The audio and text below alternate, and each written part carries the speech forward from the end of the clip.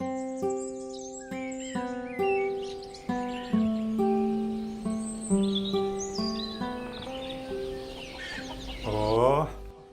біздің үйдің батырының қай шаруасы тынбай қалды екен.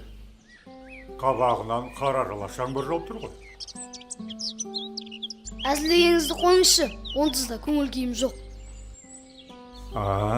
Солай де, неге көңіл күйің жоқ?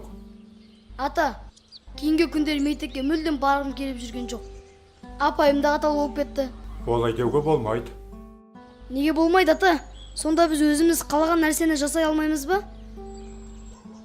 Ақылдым сол.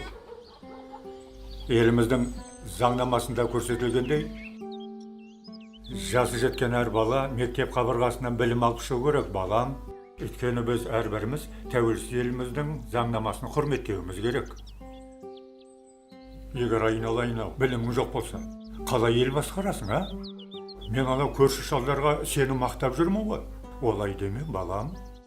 Сен секілді бүлдіршіндеріміз уайымсыз білімдерін алып отыр. Ал сен болсаң, оқуға бармаймын дейсің. Ал енді осының дұрыс па, балам, а? Олай деме. Ата, түсіндім. Сіздің үмітіңізді ақтаймын. Елдің азаматы боламын. Тәуелсіз еліміздегі әрбір бейбіт күнді бағалаймын. Бәрекелді, жарайсың, балам.